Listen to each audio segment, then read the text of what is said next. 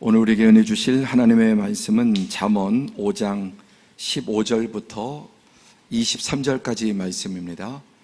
잠언 5장 15절부터 23절까지 한 절씩 교독하시겠습니다.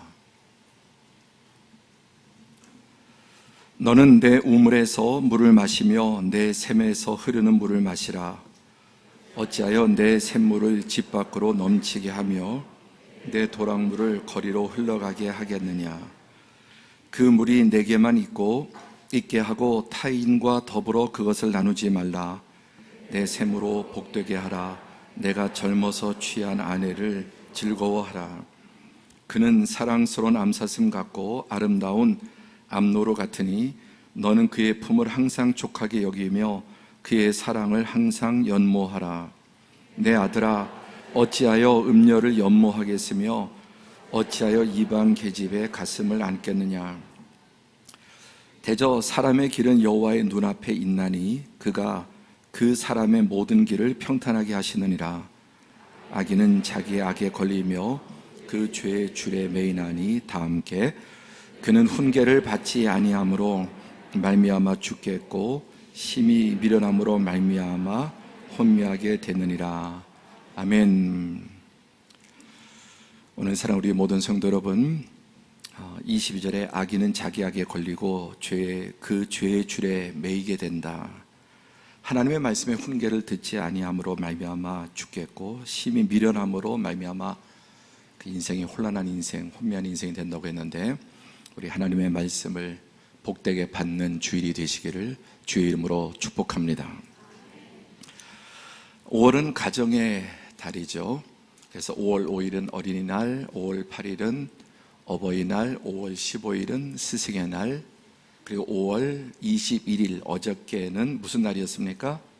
부부의 날입니다. 왜 어린이날이 5월 5일일까? 부모의 날은 5월 8일일까? 그리고 스승의 날은 왜 5월 15일일까요? 그 이유는 없는 것 같습니다. 제가 이렇게 검색하고 찾아봐도 왜 5일이어야 하는지 8일이어야 하는지 15일이어야 하는 이유가 없는데, 부부의 날은 왜 5월 21일일까요? 거기는 분명한 이유가 있습니다. 이 부부의 날은 5월 21일인데 둘이 하나가 된다는 뜻에서 5월 21일로 날짜를 맞춘 겁니다. 그래서 이거 참 성경적인데 어떻게 이렇게 정했을까? 왜냐하면 창세기 2장 24절에 하나님께서 부부를 짝지어 주시면서 이렇게 말씀하시죠. 남자가 부모를 떠나 그의 아내와 합하여 둘이 한 몸이 될지라. 그래서 22일은 이 성경적인 둘이 하나, 그렇게 정한 것이거든요. 참 신기하다고 생각했는데, 이번에 제가 설교를 준비하면서 이 21일 누가 정했는지 알게 됐습니다. 바로 이분인데, 이분은 권제도 목사님이세요. 이분은 1995년부터 계속 국회에 이 21일을 부부의 날로 만들어 달라고 청원을 올렸습니다.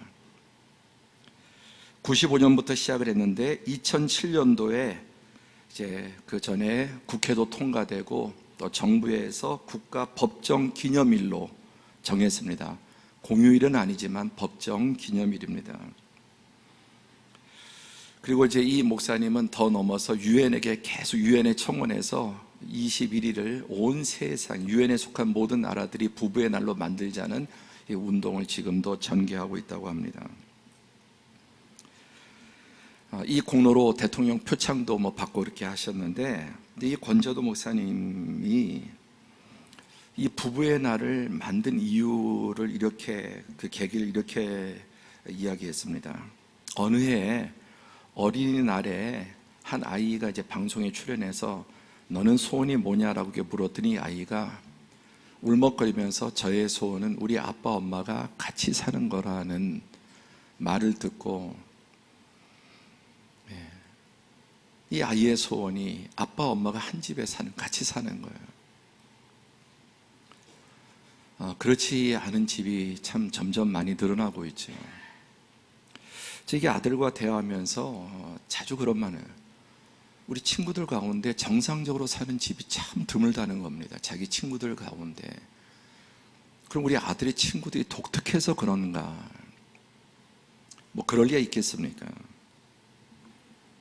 그래서 그 말을 듣고 너무 마음이 아파서 이 부부의 달을 만들어서 이 세상의 모든 것의 뿌리가 가족인데, 부부인데, 부부가 화목하고 행복한 게 이 가정의 다음 세대, 세상의 모든 화목과 행복의 출발이라는 것을 그렇게 깨닫고 이렇게 오랜 기간 청원을 해서 결국 제정이 된 것입니다. 5월 5일 어린이날보다 5월 8일 어버이날보다 5월 15일 스승의 날보다 더 중요한 날이 부부의 날입니다. 그런데 어린이날 지키죠. 또 부모 어버이날 지키죠. 또 스승의 날도 어쨌든. 그런데 아직까지 부부의 날은 그렇게 지키지 않습니다. 특히 교회가 아니면 어디서 부부의 날을 그렇게 기념하고 하는 일들이 많지 않습니다. 아마 과거에는 어버이날이 제일 중요하다고 여겼을 것입니다. 그리고 요즘 와서는 이 어린이날이 이제 제일 중요한 가치로 자리 잡고 있죠. 다 중요합니다. 그러나 그보다 더 중요한 게 부부입니다.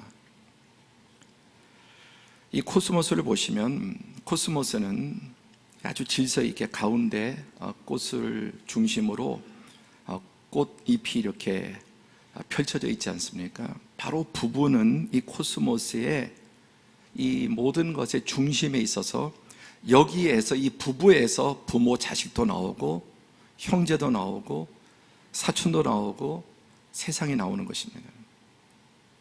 그래서 성경적인 기준에는 물론 내 부모를 공경하는 말씀이 인간의 첫 계명이지만은 인간의 모든 관계는 부부에서 출발을 하는 것이죠. 부부가 없으면 부자도 없는 것이죠. 세상의 모든 기초의 뿌리에 바로 그 가정도 부부가 있습니다. 부부가 화목하지 않은데 그래도 행복한 가정이 있을까요? 불가능하죠. 부부가 행복하지 않은데도 가정은 행복하다, 그런 말 자체가 여러분 있을 수 있겠습니까? 모든 출발이 이 부부 사이에서 시작이 되는 것입니다.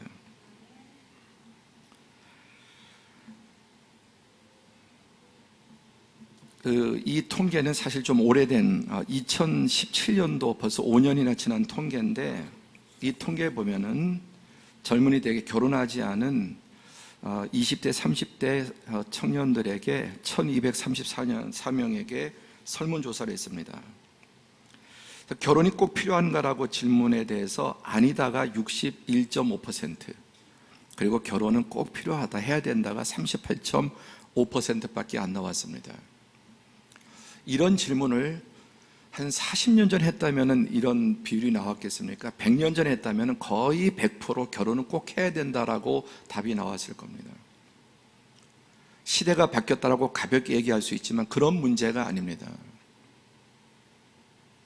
시대가 바뀐 것이 아니라 인간의 근본 뿌리와 가치관이 바뀐 것입니다. 근데 여기서 재밌는 거는 이제 결혼은 반드시 필요하다, 이걸 이제 결혼한 남자들은 63.2%, 한 63%가 남자들은 결혼해보니까 꼭 필요하다는 답을 했는데, 결혼한 여자들은 결혼이 꼭 필요하다는 것이 정작 결혼해보니까 28.6%밖에 안 됩니다. 남자들의 절반이 안 돼요. 남자들은 결혼 전보다 결혼하기가 더 좋고 결혼해야 된다고 하는데 여성은 남성의 반밖에 되지 않습니다. 왜 그럴까요? 남성들이, 저와 같은 남자들이 정말 깊이 생각해 봐야 될 문제라고 생각합니다. 그리고 미혼남 가운데 결혼이 반드시 필요하다고 하는 남자는 46.7%인데 결혼하지 않은 미혼녀들, 여성 청년들은 결혼이 반드시 필요하다고 하는 비율이 21.8밖에 안 됩니다. 78%가 결혼이 꼭 필요하지 않아도 된다라고 생각합니다. 이게 5년 전 통계니까 이 광속으로 한 해 한 해가 바뀌는 요즘에는 이게 더 여러분 심해졌을 것입니다. 그리고 앞으로는 점점 더 심해질 겁니다. 그리고 그걸 당연시합니다. 자, 그러면 이런 현상이 왜 생길까요? 이렇게 젊은이들이 점점 더 결혼을 기피하는 이유를 많은 분들이 경제에서 찾습니다. 그런데 사실은 그렇지 않습니다. 정말 큰 이유가 뭘까요? 저는 이 가장 중요한 원인이 성장 과정에서 가정에서 이렇게 행복한 부부를 보지 못하고 가정에서 너무너무 이 부모로부터 스트레스를 받거나 가정의 고통스러운 그런 경험이 결혼하고 싶은 마음을 없애지 않았나 생각, 아마 틀림없을 겁니다. 이렇게 한번 생각해보죠. 정말 행복하고 부부가 화목한 그런 가정의 자녀들이 결혼에 대해서 더 많이 생각할까요? 불행한 가정의 자녀들이 더 결혼을 꿈꿀까요? 정말 행복한 가정에서는 자녀들이 결혼을 꿈꾸게 될 것입니다. 오늘 우리 부부 또 주일을 맞이해서 오늘 하나님의 말씀의 제목 함께 같이 읽어보실까요? 시작. 너의 샘을 복되게 하라. 참 아름다운 표현입니다. 오늘 본문 15절에 보시면 너는 내 우물에서 물을 마시며 내 샘에서 흐르는 물을 마시라. 너무 아름답고 멋지지 않습니까? 이 우물이 뭐고 샘이 뭘까요? 가정이고 정확하게 말하면 부부입니다. 내 남편, 내 아내가 우물이고 샘입니다.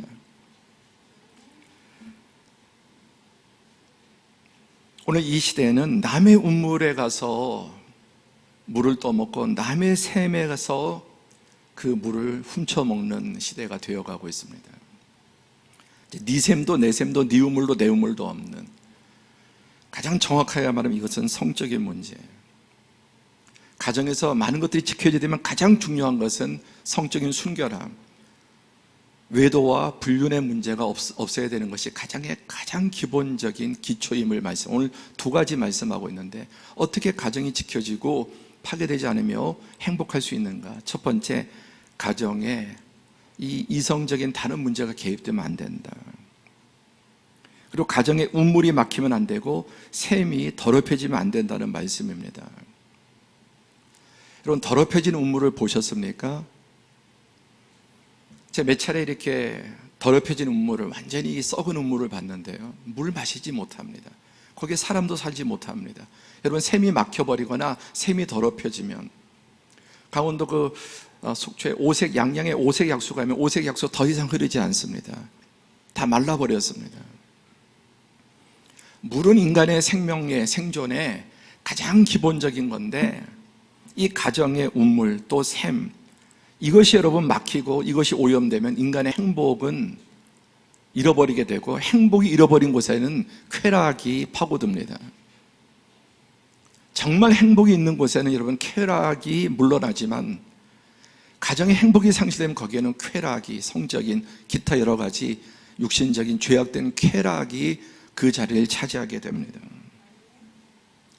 내 우물, 내 샘은 배우자를 말하고, 이 부부 사이에 불륜과 외도의 문제가 절대로 끼어들면 안 되는 것을 말씀합니다.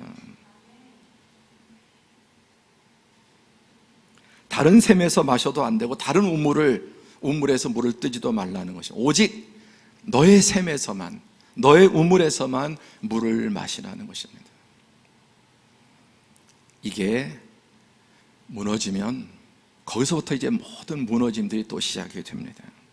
두 번째, 내 샘을 더럽히지 말라. 같은 맥락입니다. 16절에 보면은 어찌하여 내 샘물을 집 밖으로 넘치게 하며 내 도랑물을 거리로 흘러가게 하겠느냐. 이 성적인 문란함이 이제 집안의 부부 사이에 파고들면 온 세상으로 다 더럽혀집니다. 그러니까 샘물이 집 밖으로 넘친다, 도랑물이 거리로 흘러가게 한다. 참 시적인 표현으로는 그럴듯하지만, 이것은 대단히 여러분, 이런 현상은 더럽고 또 이 세상이 정말 난잡해지고 악해지는 것입니다. 17절 시작. 그 물이 내게만 있게 하고 타인과 더불어 그것을 나누지 말라. 요즘 차도 공유하고 공유 문화, 사무실도 공유하고 부부도 공유해가는 시대가 되어가고 있지 않습니까? 절대로 공유할 수 없는 것, 나눌 수 없는 것이 그 물은 오직 내게만 있어야 되고 타인과 더불어서 나누지 말아야 된다. 자, 이렇게 이제 나가다가 20절에는 시작. 내 아들아 어찌하여 음료를 연모하겠으며 어찌하여 이방 계집에 가슴을 안겠느냐. 아주 직격탄을 던집니다. 내 아들아 어찌하여 음료를 연모하며 이방 계집의 가슴을 안겠느냐. 이 원어상의 의미 가운데 창녀라는 의미가 있습니다.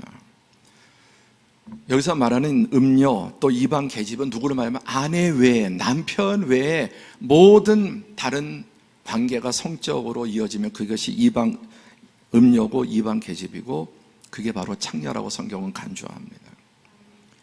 나는 아무리 그게 로맨스고 정말 진정한 순수한 사랑한다 할지라도 그것은 착각이고 하나님 보시기에 그것은 실제로 도덕적으로 음녀며 이방 계집, 남자든 여자든 그는 예외가 없는 것입니다. 가정 고통과 파괴의 가장 주범은 이 성적인 문제입니다.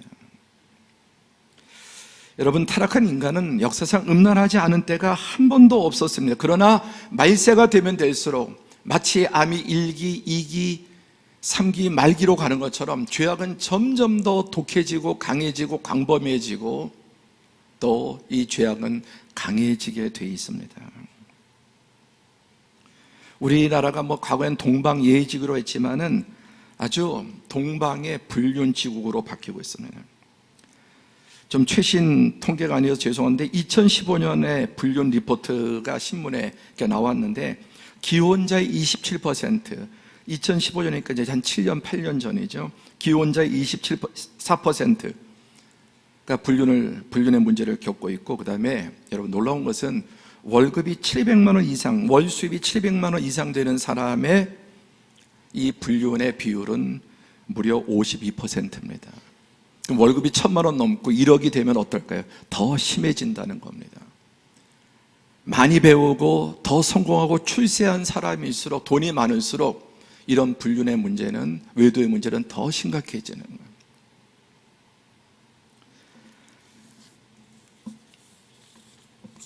이 통계를 보면은 당신은 성매매를 포함해서 간통한 적이 있습니까? 19에서 20대는 15, 남자는 15, 여자는 80, 아니다. 있다. 30대 가면은 이제 18.9%로, 그리고 40대로 가면 23%로, 그 다음에 50대 가면 30.9% 점점 늘어납니다. 나이가 많아질수록 점점 더 이런 현상이, 돈이 생기고 또 가정에 금이 가기 시작하면서 이런 현상들이 점점 더 줄어드는 게 아니라 늘어집니다. 그리고 대상, 이 비도덕적인 이런 대상들은 새로운 곳에서 사이트, SNS, 또 없었다 다시 요즘 I love 스쿨인가 이런 걸 통해서 서로 정보를, 소식을 알게 되고 연락처를 알게 되고 이런 일들이, 또 유흥업소, 직장 동료, 또 동창 친구 동호회, 이런 것들을 통해서 점점 더 광범위하게 퍼져갑니다. 시간상 좀 생략했지만 다른 통계를 보면은 그럼 왜 이런 일이 벌어지는가에 대해서 가장 큰 이유가 37%가 도덕성의 결여입니다. 도덕성의 결여. 이 시대가 여러분 죄를 죄로 여기지 않고 정말 로맨스로 여기고 죄를 죄로 여기지 않는 이 시대가 정말 심각한 문제. 왜? 이 시대의 문화와 철학이 다원주의라는 게 그런 죄를 죄로 여기지 않는 것입니다. 그리고 기억해야 될 두 번째 이유는 배우자 간의 불화와 불통. 배우자 간의 소통이 되지 않고 불화한 것이 36%예요. 37%가 도덕성의 결여. 두 번째가 부부간에 화목하지 못한 것이 이런 외도의 두 번째 이유입니다. 세 번째가 뭐냐? 애정 결핍.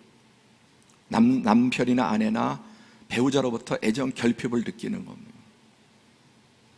그럼 이 두 가지 문제, 결국은 같은 문제인데 배우자와의 문제가 56%입니다.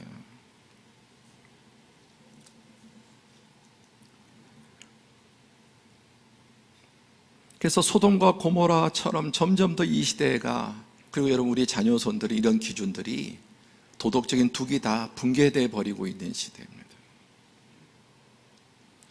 간통죄도 폐지됐습니다. 참 그 이유는 좋습니다. 저도 뭐 그게 국가가 그렇게 간섭할 문제인가에 대해서는 물론 뭐 전적으로 동의하지 않지만 이런 말이에요. 아니 부부 사이의 문제를 왜 국가가 개입해? 내 성의 문제를 왜 국가가 개입해서 죄냐 마느냐. 그러니까 이게 헌법적으로 옳고 그름을 떠나서 도덕적인 문제에서 내 것에 대해서, 내 성에 대해서 우리 부부 문제를 국가가 왜 개입하느냐, 이런 논리가 이게 바꾸는, 폐지하는 주된 논리입니다. 그리고 차별금지법이라고 하는 너무너무 기가 막힌 포장으로 점점 더 이제 이런 성적인 문란함들, 소돔과 고모라화가 가속되고 있습니다. 2주 전에 월요일 날 아들하고 잠깐 이제 한강공원에 좀 나가자 그래서 같이 나갔다가 왔는데요. 그곳에서 제가 여성 동성연애, 레즈비언의 세 커플을 딱 티가 납니다. 옷 입은 거나 이렇게 행동하는 걸 보면은. 제가 뭐 돌아다니는 것들 한 곳에 이렇게 한 그늘에 이렇게 한 3시간 그 사이에, 그런데 고등학생들 20대 초반 점점 연령들이 낮아지고 있어요. 이런 것들이 왜 일어나는가? 이 시대를 휩쓸고 있는, 온 세상이 점점 더 퍼져가고 우리 자녀들이 학교에서 사회에서 접하고 있는 것들이 이런 것들을 이제 차별을 한다고 그걸 반대하는 거죠.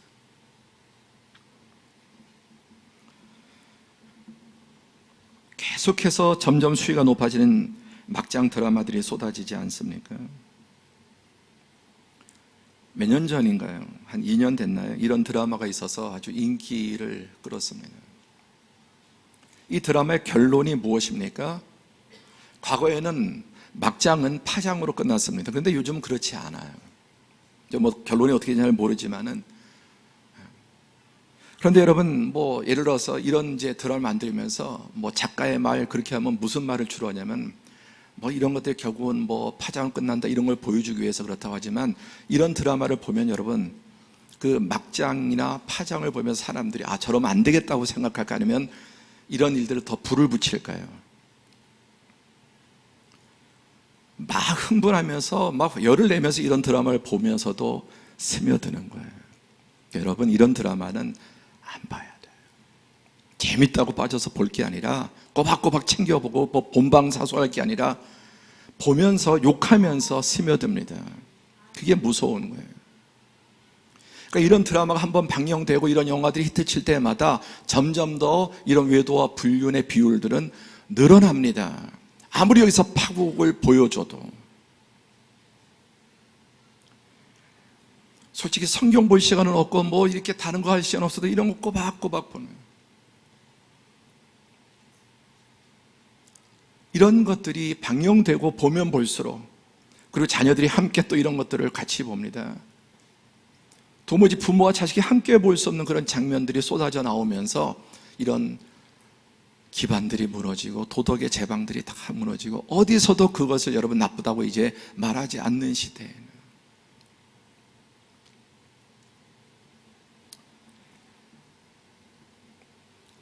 점점 더 우물이 말라가고 샘이 막히고, 사단은 이 우물에 독을 풀어놓고 있습니다. 독을 풀어. 그리고 그 독을 우리가 조금씩 조금씩 마시면서 병들어 가는 것입니다. 이런 모든 행위에는 여러분 인간의 이기심이 자리 잡고 있습니다. 모든 악함의 뿌리는 이기심에서 나옵니다. 모든 죄의 특징은 예외 없이 이기심을 그 기반으로 합니다. 뿌리로 합니다. 그런데 여러분 이기적일수록 그 인생은 파괴되고, 다른 사람도 자신도, 이기적인 사람과 함께 있는 사람도 함께 이기적으로 되어가지고, 그렇죠? 여러분 세상이 지금 이렇게 되어가고 있지 않습니까? 우리 내면과 우리의 삶의 모습이 점점 더 파괴되어 가고 있지 않습니까? 점점 진정한 휴머니즘과 인간다움이 회복되고 있나요?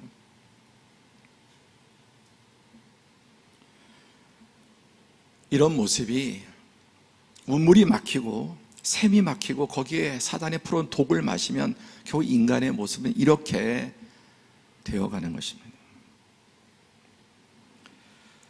오스카 와일드라고 하는 아주 극작가가 있는데 참 이기심에 대해서 이런 기가 막힌 표현을 했습니다. 이기심은 자기 삶을 원하는 대로 사는 것이 아니다.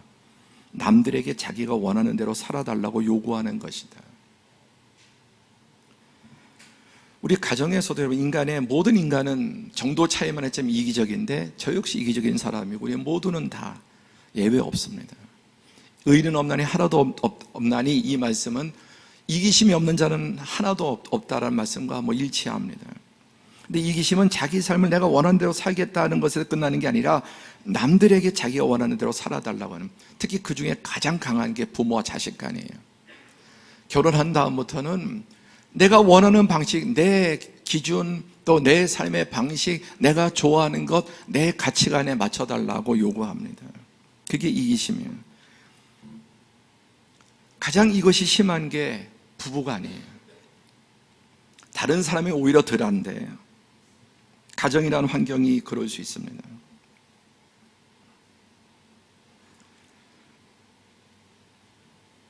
내가 원하는 대로 살겠다.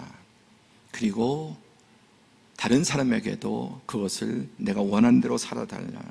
사실 부부 간의 갈등과 문제의 많은 원인은 남편을 내 방식대로, 내 원하는 스타일로, 내 기준과 가치관으로 만들려고, 아내를 또 그렇게, 또 그 자녀에게도 그렇게 갈 수 있고요. 자, 이러한 결과는 무엇입니까? 21절부터 23절 교독합니다. 대저 사람의 길은 여호와의 눈앞에 있나니 그가 그 사람의 모든 길을 평탄하게 하시느니라. 악인은 자기 악에 걸리며 그 죄의 줄에 매이나니 다 함께 그는 훈계를 받지 아니함으로 말미암아 죽겠고 심히 미련함으로 말미암아 혼미하게 되느니라. 하나님이 보고 계십니다.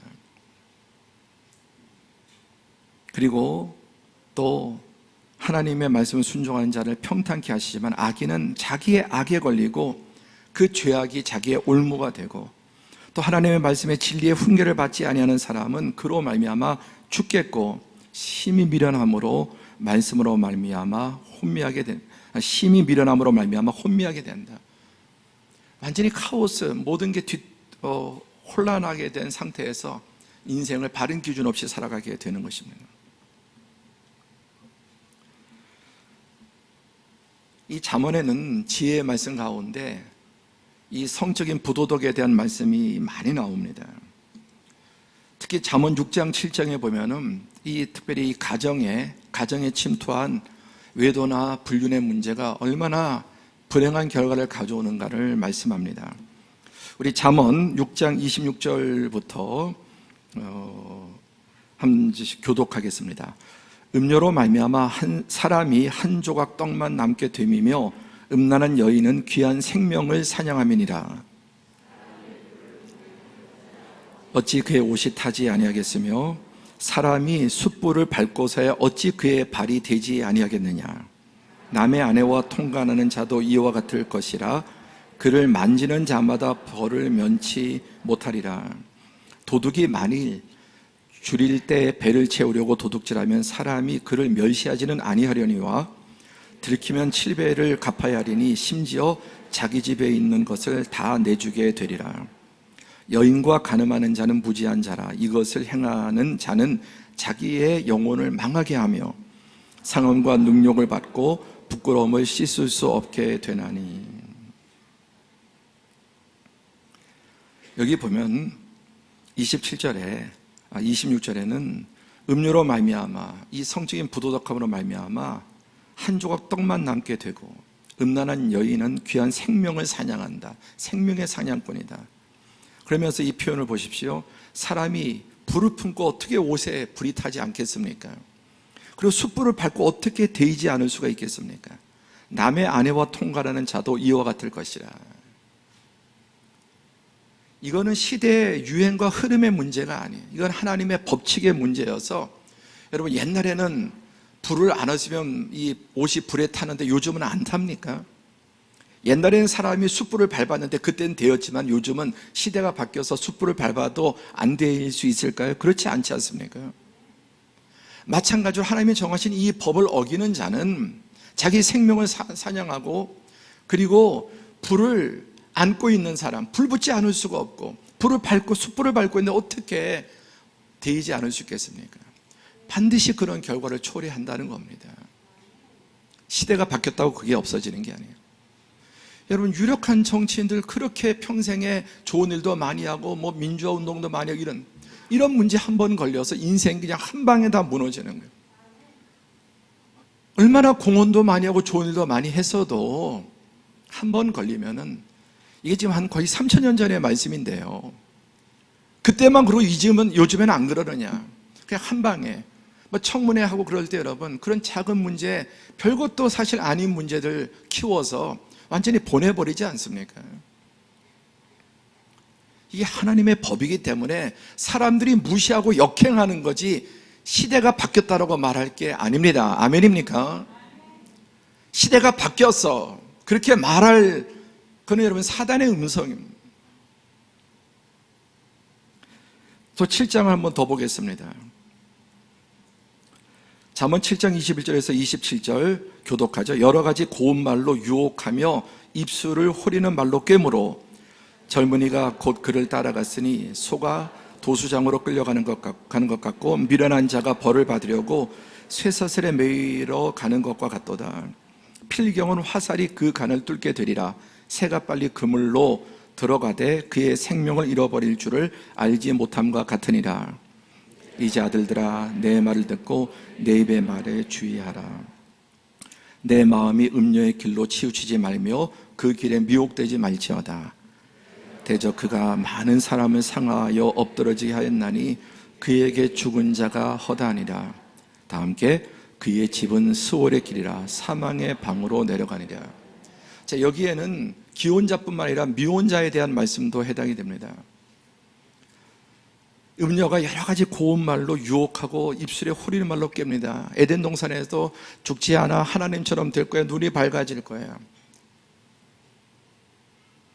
얼마나 사단이 그럴듯한 말로 여러분 미혹합니까? 근데 그 말을 듣고 젊은이가 곧 그를 따라갔는데 그 모습은 소가 도살장으로 끌려가는 것 같고 미련한 자가 벌을 받으려고 지금 쇠사슬에 검찰에 이렇게 포승해서 매이러 가는 것과 같고, 필경은 화살이 그 간을 뚫게 되리라. 그리고 새가 그물로 날아 들어가는 것과 같아서 그의 생명을 잃어버릴 줄 모르고 미끼를 집어먹고 또 그물로 들어가는 것입니다. 이제 아들들아, 내 말을 듣고 내 입의 말에 주의하라. 사랑하는 성도 여러분, 하나님의 음성을 들으시기 바랍니다. 사단의 거짓말, 미혹하는 말이 아니라 음료로 치우치지 말고 미혹되지 말고 대저 그가 얼마나 많은 사람을 상하게 하고 엎드러지게 하고 그에게 죽은 자가 허다하니라. 지금도 여러분 세상에 우리 주변에 우리가 얼마든지 볼 수 있는 인생에 쌓아놓은 모든 공든 답이 무너지는 겁니다. 그리고 결국은 그 집은 스올의 길, 무덤이요 사망의 방으로 내려가는 것입니다. 내 샘에서 물을 마시고 내 샘을 더럽게 하지 말라. 세 번째, 우리 함께 시작. 너의 샘을 복되게 하라. 아멘. 너의 샘을 우물을 복되게 하라. 그럼 첫째, 더럽히면 안 된다는 거예요. 이 부부 가정에 이런 문제가 들어오는 것은 우물을 막고 우물에 독을 타고 샘을 마르게 하는 행위와 같습니다. 하나님은 너의 샘을 복되게 하라. 이 오늘 본문의 말씀은 다 명령형입니다. 네가 그렇게 해야 된다는 거예요. 내 말을 잘 듣고 하나님의 진리의 말씀에 귀를 기울이고 요즘 시대가 어떻고 문화가 어떻고 세상이 어떻고 그렇게 말하지 말고 하나님 말씀에, 이 말씀을 어기면 시대와 세대 관계없이 아무리 점점 소돔과 고모라져도 결국은 하나님의 심판을 당하게 되고 불행을 자초하게 되고 깨어지게 됩니다. 쾌락을 쫓으면 행복을 상실합니다. 절대로 행복과 쾌락은 공존하지 못합니다. 죄악에는 행복이 없습니다. 악인에게는 평강이 없습니다. 오직 하나님 말씀을 쫓는 사람에게 평안과 진정한 행복이 있습니다. 18절에 내 셈으로 복되게 하라. 내가 젊어서 취한 아내를 즐거워하라. 내가 젊어서 취한 아내. 왜 이렇게 표현했을까요? 젊을 때는 사랑하고 불이 붙고, 근데 살다 보면은 흠도 보이고 식어지고 그러면서 점점 멀어지고 분쟁이 생기고 갈등이 생기고. 그러나 나이가 들어도 오히려 시간이 지나면 지날수록 너는 그의 품을 항상 족하게 여기며 그의 사랑을 항상 연모하라. 만족하라는 겁니다. 근데 젊을 때 연애할 때 결혼할 때는 정말 너무너무 귀하게 사랑스럽게 자기 목숨을 줄 것처럼 여겨도 막상 결혼하고 1년, 2년, 3년, 4년 살아가면서 감정도 식고 또 단점이 드러나고 무엇보다 자기 안에 이 이기심들이 자기 중심적으로 살려고 하는 이런 것들이 점점 이 관계를 삭막하게 하고 병들게 합니다. 그래서 너의 셈을 복되게 하는 방법은 첫 번째, 오염시키지 않는 것. 아멘. 오염시키지 않는 것. 오염시키면서 복될 수 없습니다. 두 번째, 복되게 하는 방법은 내가 젊어서 취한 결혼한 서약한 하나님 앞에 약속하고 결혼한 그 배우자를 항상 족하게 여기며 그의 사랑을 항상 연모하라. 여러분, 살면 살수록 이 만족도가 더 커져야 되잖아요. 그렇죠. 부부간에 신혼보다 그때 뜨겁기야 그렇게 뜨겁지만 젊으니까 더 여러분 진해지고 더 깊어지고 풍성해져야 되지 않습니까? 그게 정상이에요. 근데 비정상으로 가면은 자꾸만 병이 들고 멀어지고 고통이 되고. 그 중요한 이유 중에 하나가 바로 이기심, 족하게 여기지 않는 것입니다. 그리고 다른 욕심을 또 내는 것입니다. 항상 족하게 여기며 과분하게 여기는. 여러분, 어떤 부부가 살수록 행복할까요? 나의 아내는 나에게 정말 너무너무 과분해. 어떻게 하나님이 저런 아내를 주셨을까? 그런 부부하고 내가 어쩌다가 저것을 만나서, 남자라 여자나 어쩌다 저런 인간을 만나서, 그런 가정이 어떻게 여러분 더 좋아지고 행복할 수 있겠습니까? 인간은 남자나 여자나 다 죄성을 가진 연약하고 모자라고 문제 있는 죄인들입니다. 남자도 여자도 인간은 다 죄인이에요. 다 장점도 있고 약점도 있습니다. 모자란 점도 있습니다. 그런데 인간의 죄악성은 잘하는 부분보다는 10가지를 잘해도 한 가지 잘못하는 것에 계속 꽂혀서 그냥 거기에 매달리는 경향들이 있습니다. 단점보다 장점을 보면은 좋을 텐데 많은 장점이 있지만 그것은 가볍게 여기고 자꾸만 단점을 부각합니다. 그리고 부부 사이의 갈등의 가장 중요한 원인은 첫째는 죄라고 그랬죠. 두 번째는, 이 두 번째 죄는 이것도 죄인데 이기심인데, 배우자의 천성과 기질과 환경을 이해하지 못하고 인정하지 않는 거예요. 함께 하죠. 배우자의 천성, 기질, 환경. 심지어는 그게 좋아서 결혼했는데 결혼하면 싫어지는. 배우자의 천성, 타고난 기질, 그의 환경을 존중해야 되는데 그것을 싫어합니다. 이해하지 못합니다. 여러분, 선악과를 따먹은 죄악의 증세가 뭐냐면은 선악을 나를 중심으로 판단하는 거예요. 선악의 기준이 딱 내 생각, 내 경험, 내 기준이에요. 그래서 부부 사이에서도 다른 건데, 타고난 기질이 다르고 또 천성이 다른데, 문화가 다른데 그걸 내 기준으로 나쁘다, 악하다 받아들이지 못하는 거예요. 남들은 그게 다 좋은데 나한테는 왜 그게 그렇게 싫을까요? 한번 그 이유를 깊이 생각해요. 다른 사람은 다 칭찬하는데 왜 나한테는 그게 고통이 돼? 그럴 수 있죠.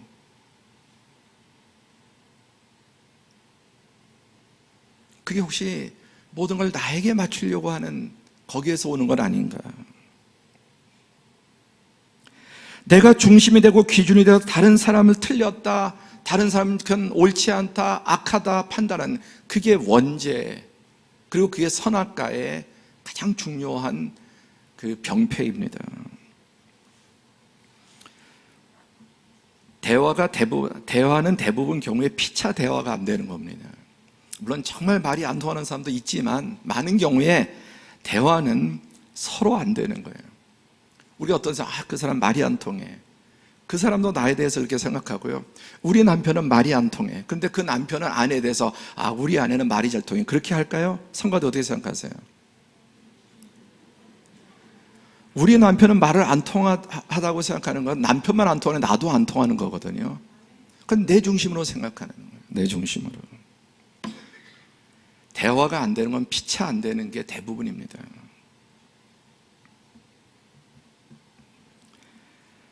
샘이 막히고 샘이 오염되고 자꾸만 이 샘이 말라가는 것은 이 대화가 안 돼. 부부간의 대화가 안 되는 거예요. 근데 남자들은 대화가 안 돼도 그냥 무시할 수 있는데 특히 여성들은 대화가 안 되면 어떤 것으로도 이 부부 사이에 대화가 안 되면은 행복할 수 없죠. 여러분, 말이 통하는 남편입니까? 대화가 되는? 이 고집불통 말이 안 통하고 혈기 많고 자기 주장만 내서 절대 꺾이지 않는, 정말 그 아내는 불행한 인생을 삽니다.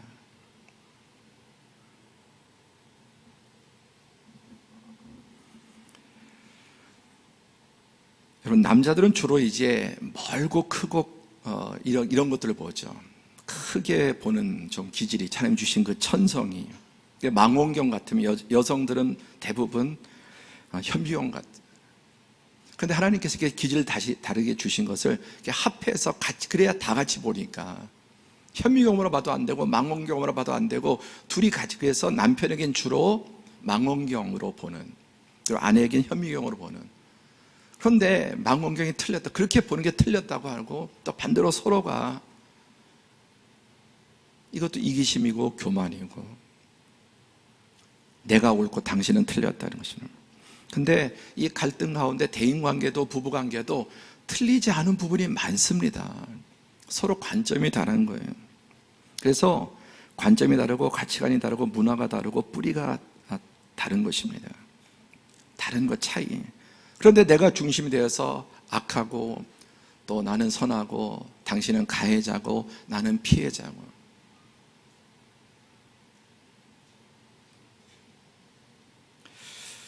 제가 몇 달 전 좀 신간을 검색하다가 눈에 딱 띄는 책을 발견했고 제 마음속에 이런 생각이 들었습니다.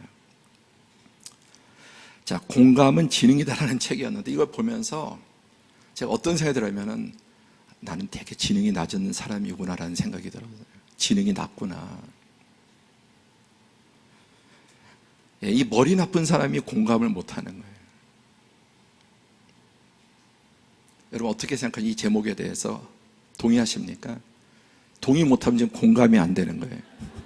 지능이 낮은 거예요. 이 제목을 보는 순간에 제 마음속에 나는 지능이 낮은 놈이구나, 정말 그 생각이 들더라고요. 그리고 책을 샀습니다. 스탠퍼드 대학의 자밀 자키라고 하는 교수가 쓴 아주 저명한 심리학 또 상담학 교수인데, 자기의 이야기가 이제 프롤로그에 나오는, 자기 아버지는 파키스탄 사람이에요. 어머니는 페루 사람이에요. 남미예요. 파키스탄과 페루 출신. 지역 다르죠, 환경 다르죠, 종교 다르죠, 세계관이 다르죠, 가치관이 다르죠. 그러니까 얼마나 싸웠겠습니까? 처음에 사랑해서 결혼했지만.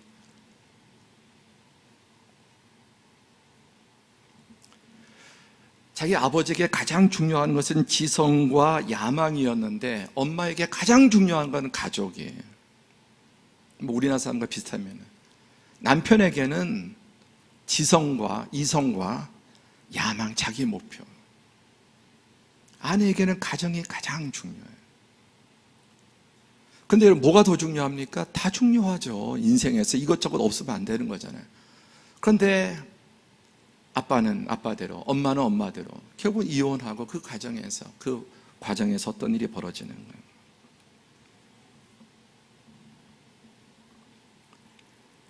정말 머리가 좋다면 공감을 잘하는데, 특히 제가 이제 아내에게 공감을 하는가 했을 때 제일 공감이 안 되는 게 아내와의 관계예요. 왜? 나는 망원경으로 보고 아내는 현미경으로 보니까 그 간단한 것 자체를 이해를 못하고 용납을 못하는 거예요. 그런 얘기 많이 들고 알고 있으면 왜? 그 인간의 죄악성이에요. 그러니까 배우자의 천성, 기질, 환경, 관점, 가치관, 문화, 뿌리, 근데 이 뿌리를 뽑아버리려고 하고 틀을 완전히 깨버리려고 하니까 안 깨려고 하고 그 사이에서 부딪힐 수밖에 없는 것이죠.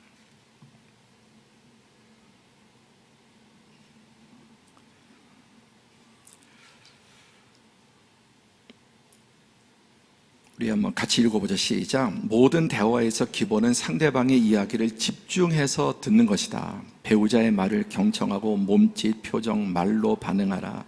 행복한 부부 사이를 유지하는 가장 중요한 요소는 대화를 통한 공감대 형성이다. 서로 많은 이야기를 나눠야 공감대가 형성되고 서로에 대한 신뢰와 사랑이 유지된다. 부부에게 가장 중요한 거는 경청하는, 그리고 서로 반응해주고 공감해주는 거예요. 이 공감대 형성이 안 되고 대화가 안 되면은 행복할 수 없는 거죠. 입을 닫고 사는 거 차라리. 저도 과거에는 좀 그래도 들으려고 노력한 것 같은데 이게 직업병처럼 자꾸 이제 말을 하게 일방적, 특히 설교는 이렇게 주고받는 것도 아니고 혼자 계속 그러다 보니까 이 말하는 게 자꾸만 습관이 되는 것 같아요. 그러니까 잘 안 듣게 되고 자꾸만 말을 많이 하게 되고 이게 아닌데 자꾸만 그렇게 되는 거예요. 마음을 먹어도 잘 안 되고 제 이제 목양실에 오면 제 자리에는 언제나 이제 독서대가 있어요. 거기다가 이렇게 상대방이 못 보도록 제가 이제 고백을 하는 거예요. 이렇게 해야 앞으로 더 주의할 테니까. 거기에다가 경청이라고 크게 써놔요. 나만 보이게. 그러면서 계속해서 그걸 보면서 말하지 말고 듣자. 그리고 노력하는 게 공감하는 거예요. 뭐 들으면 자동적으로 말씀으로 판단이 되고 이성적으로 판단이 되고 이렇게. 근데 그걸 내려놓고 일단은 공감하는 거예요. 잘 듣고 말하지 않고 그 다음에 공감하는 거예요. 이유 불문하고. 근데 그게 얼마나 어려운지 몰라요. 쉽지 않아요. 안 들으려고 하고 말하려고 하고.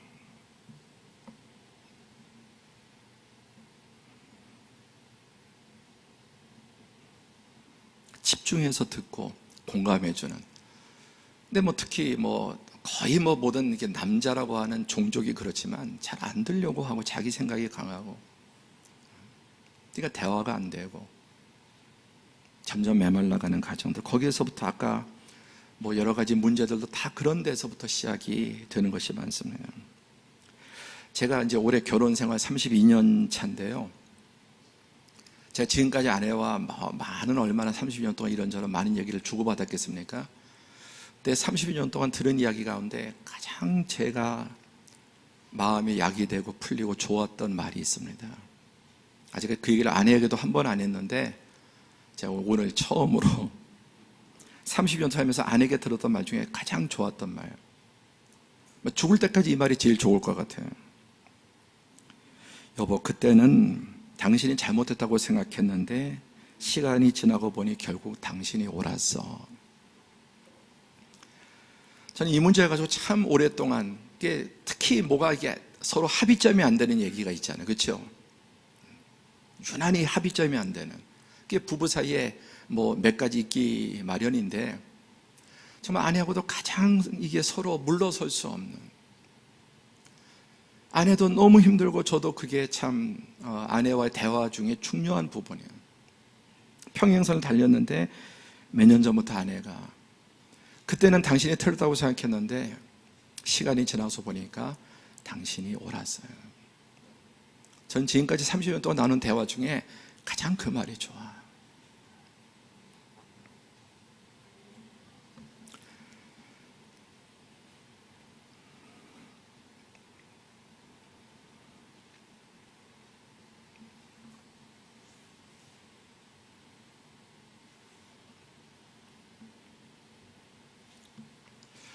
여러분, 아내만 공감이 필요한 게 아니라 남편도 공감이 필요해요. 남편도. 제가 이렇게 하면 무슨 또 아내가 무슨 못된 짓을 했는지 죄송하지만 이 감정이 이게 나이가 들다 보니까 절대 그런 건 아니에요. 꼭 어떤 특정한 부분에서 그랬다는 거지 무슨 사모가 죽일 년처럼 생각하면. 남편도 공감이 필요하다고요.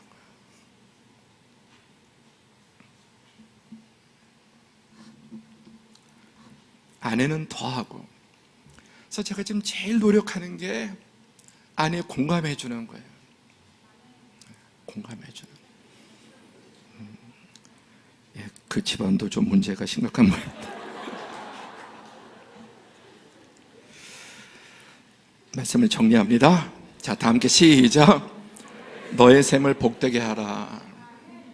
내가 너의 샘을 복되게 해줄게 라고 말씀하지 않으세요. 그 길을 알려주시고 여기에 순종하면은 너의 샘이 복되지만 순종하지 않으면 우물이 막히고 샘이 막히고 사단이 그 우물에 독을 풀어 계속 독을 마시고 수은을 마시고 중금독을 마시면은 병들어 가는 거예요. 여러분, 가정이 병들어 가고 있습니까? 점점 더 치유되고 있습니까? 이 마지막 때는 사단이 극심하게 자기 때가 얼마 남지 않은 줄 알고 가미가제식으로 가정을 공격하고 자녀들을 공격하고 세상을 파괴합니다. 전쟁이 끝자락이 되면 될수록 더 잔혹하고 파괴적이고 학살이 일어나는 것처럼 사단이 이 마지막 때에 특별히 가정을 초토화시키는 시대입니다.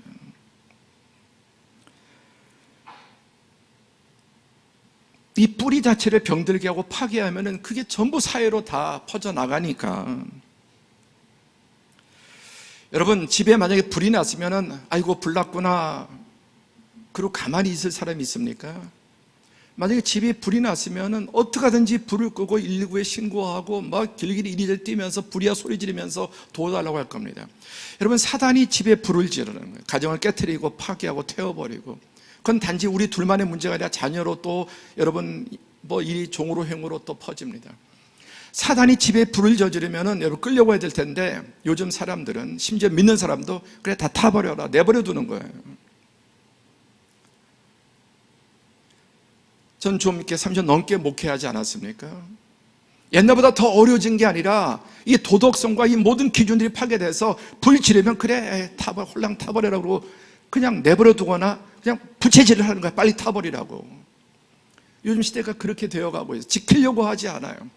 사단이 가정을 깨뜨리고 파괴하고 불을 지르려고 하면 불을 끌려고 해야 되는데 그래 질러버려라. 에라 빨리 그냥 홀랑 타버려라고 더 부채질을 하는 시대라.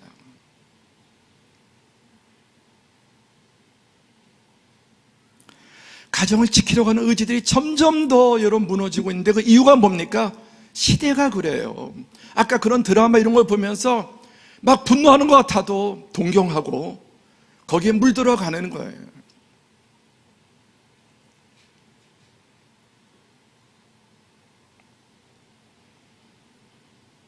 이런 다원주의적인 생각들이 교회 안에도 성도 안에 점점 더 여러분 스멀스멀 파고 들어보는 시대입니다. 이런 경우도 있습니다. 이렇게 허건날 아이들 보는 앞에서 싸우고 다투고 치고받고 하느니 차라리 이런 모습 안 보이려면 빨리 그냥 그냥 갈라지자. 그럴듯하지 않습니까? 아이들한테 계속 이런 모습 보여주고 뭐 다투고 그러니 차라리 그냥 갈라서서 아이 앞에서 그런 모습 안 보이고. 이거는 사단적인 해결책입니다. 화목하게 하는 게 하나님의 해결책이지 이렇게 보려면 차라리 그냥 끝내버리자는 사단적인 해결이 아닙니다.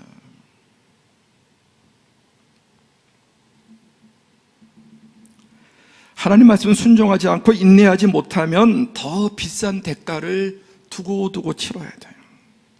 더 큰 손해를 두고두고 당해야 합니다. 아무리 힘들고 어려워도 사랑과 희생과 인내, 믿음으로 하나님 말씀도 순종할 때 자기 자신과 인생과 모두에게 여러분 가장 큰 이득이 됩니다.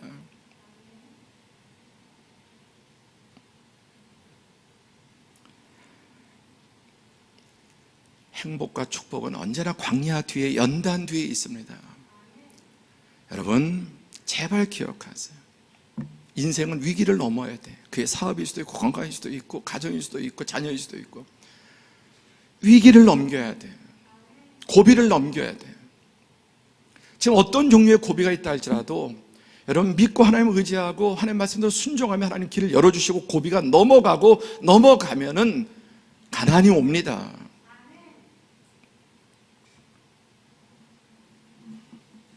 지키려고 해서 그래 다 타버려라 하고 내버려 두지 말고 사수해야 됩니다. 근데 옆에서 부추기잖아요. 부추기는 하나님의 말씀을 들으세요.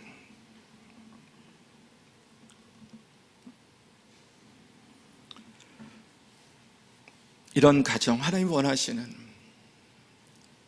꿈꿔야 되고 가꿔야 되고, 그리고 우리의 미래가 앞으로 50대, 60대, 70대가 될수록 점점 더 행복하게 살아요. 결국 남는 건 부부예요. 결국은 부부밖에 남는 게 없어요. 여러분 이런 노후를 꿈꾸세요. 그러려면은 리셋해야 돼요. 다시 세팅을 해야 돼요. 아무리 어렵고 힘들어도 다시 하나님 말씀 가운데 세팅하면은 살아나고 회복됩니다. 샘이 다시 여러분 물을 내게 되고 우물이 다시 여러분 깨끗해지고 또 넘치게 될 것입니다.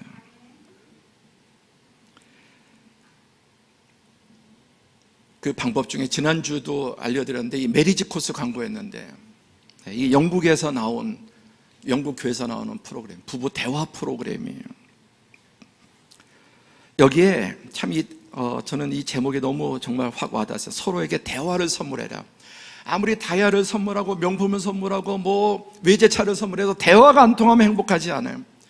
가장 부부에게 줄 수 있는 좋은 선물이 서로에게 대화를 선물하세요. 시작. 서로에게 대화를 선물하세요.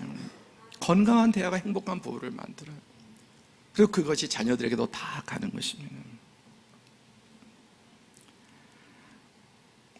이게 설교 한 번 들어서 해결될 문제가 아니에요. 지속적으로 주보에 잘 안내되어 있는데 저도 등록해서 아내와 함께 이번 주부터 같이 듣고 있습니다. 이게 첫 번째 과에서 서로 여러 가지 주제들을 주면서 아내가 체크하고 제가 체크한 거를 이렇게 서로 이제 비교해 보는 거예요. 그리고 이제 체크했는데 아내의 점수와 제 점수가 달라요. 서로 배우자에 대해서. 저는 높이 줬는데 아내는 박하게 줬어요. 이걸 보는 순간 이 책을 확 찢어버릴까 하는 마음이 들었지만 그건 사단적인 방법이에요. 이거 대화하려다가 대화가 나는 자기에게 점수를 많이 줬는데 아내는 박하게 줘. 그리고 아내가 제일 만족하지 못하는 부분 체크해는. 그리고 어떻게 옛날 같았으면 진짜 이러다가 또 마음이 상했겠지만 내가 기어코 당신의 점수를 앞지르리라. 그리고 옛날에 비하면 점수 꽤 올라간 거예요 지금. 앞으로 교회에서도 이런 코스를 또 하게 될 텐데 여러분 셀의 도움을 받으세요. 교회 도움을 받으세요. 그리고 이런 또 좋은 시대 가운데 이런 데 들어가서 여기에 70대 되신 분도 들어와요. 그리고 부부간의 대화 절대 남에게 공개되지 않아요. 제가 본부에 전화를 했습니다. 이거 한 주만 더 등록을 지난주로 맞은 연기해 주세요. 한 주만 더 연기해 주세요. 그래서 허락을 받았습니다. 한 주 더 연기해 주기로. 이번 주까지 등록이 돼요. 그 앞으로 가을쯤에 또 교회 안에서 제가 먼저 배우고 그래서 대화할 줄을 모르기 때문에 대화하려다가 더 대판사와 이런 것을 통해 하나하나 여러분 막힌 우물을 열고 또 이 사단이 독을 타놓고 자꾸만 오염시킨 것을 깨끗하게 바꿔서 우리 그리스도인의 가정, 성도들의 가정이 살면 살수록 행복한 가정이 되시기를 주님 여러분 축복합니다.